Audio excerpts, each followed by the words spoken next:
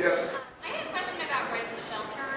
Governor Hochul said she doesn't think that right applies statewide. We wrote about how Attorney General Tish James disagrees with that. What is your position, and do you think the governor and local leaders elsewhere in the state have the same obligations to shelter people that you do in New York City? Well, the courts are going to determine that. Legal aid has taken action. Our Corporation Counsel is in court with legal aid, the state, in the city, and they're going to make that determination. And I believe the obligation of dealing with the humanitarian crisis of disproportion, something we've never witnessed before in the history of this city, I think it's up to the courts to make the final determination.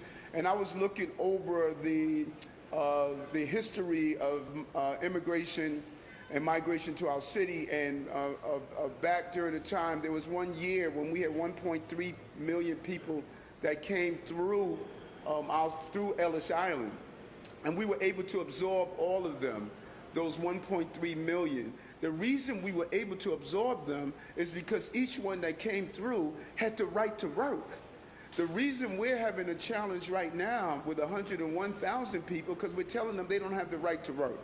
And I don't know if we really understand the magnitude of telling this large population of people, you do not have the authorization to work. That is just so anti-American. We all should be outraged by not allowing human beings to be able to take care of themselves, what they're asking for.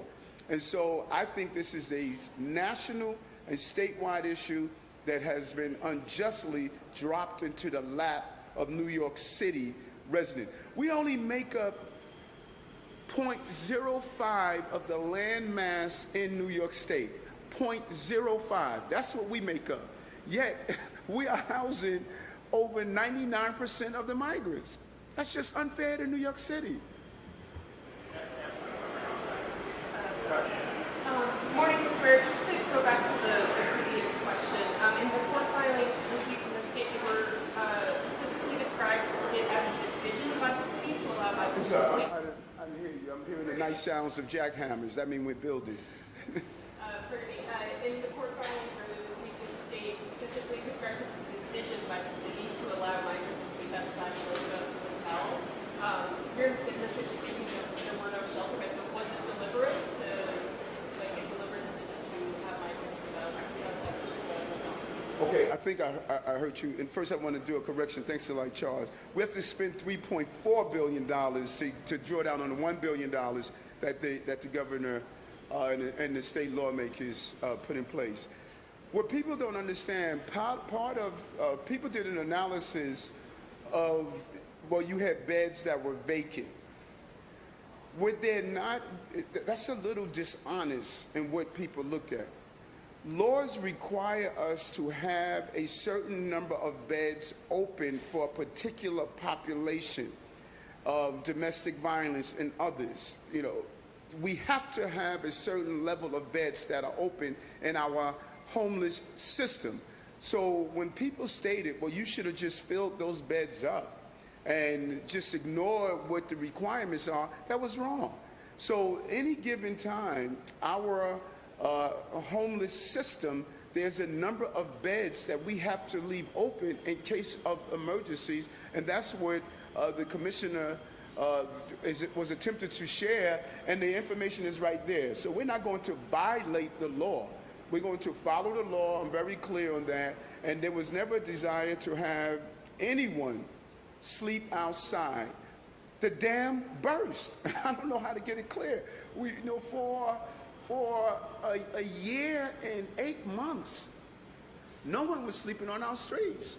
I stood up at this podium day after day stating that eventually the dam is going to burst. We had 101,000 people coming in our city, averaging anywhere from 2,400 to 2,900 a week, 10,000 a month.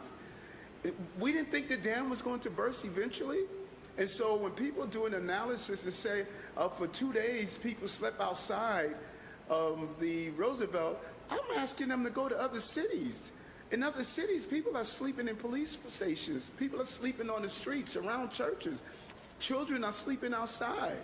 We were able to accomplish what no other municipality was able to accomplish, process and handle over 100,000 people. And I just think it is it's wrong, and it's an attack on those city employees who dedicated their lives doing countless number of hours, and to say that, well, people slept out 2 days, did y'all intentionally do it? That's just insulting to these hardworking New Yorkers, and that is not what we did. The dam burst, and when dams burst, the water flow, and the water, in this case, were human beings that had to sleep outside the Roosevelt Hotel.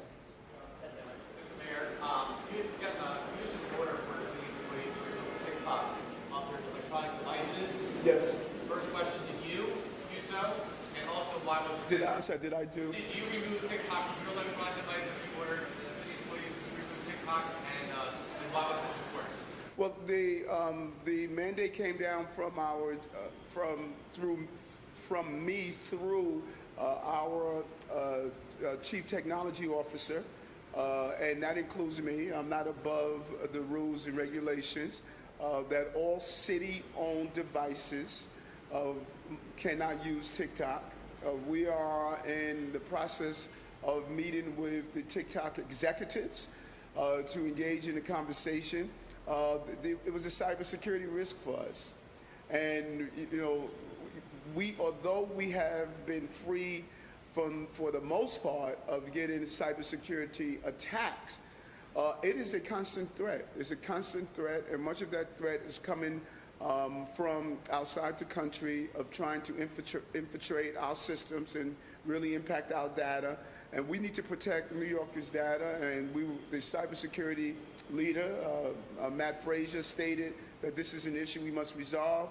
The federal government made a move. We're complying with that. We're hoping TikTok can find a way to really secure and safeguard the users. And right now, we didn't feel comfortable in doing that. And I trust my chief technology officer. This was the recommendation he made. The city has recently said it needs a statewide order to stop localities from blocking migrants at relocation. Do you think Governor Hochul is going to act? Could. Is going to act? I'm hoping so, because it's really tying up a lot of time that we're going into individual court cases where everyone is finding creative ways to not be the state and country that we are, and stating that, no matter where we send the migrant and asylum seekers, and, we were picking up the cost. We were picking up the cost to do so. And to constantly go to court and find creative ways in local municipalities to say that they're not going to take migrants, I think is unfortunate, and we're hoping that the governor will put in place an executive order that will prevent us from having to go from location to location to location. New York just cannot continue to take this flow.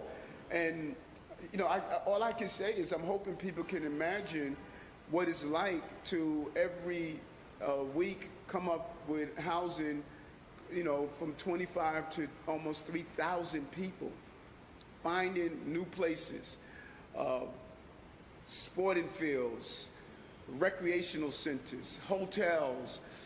That is just not how you manage a city, and that's not how you're able to move this forward. Now, we've been able to get over 2,200 people through the asylum process, which each individual take about 4 hours.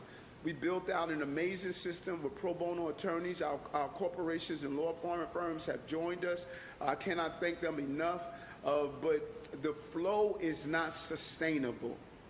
And so we're hoping that that executive order takes place that can stop what we're seeing in some of our municipalities in the northern part of the state.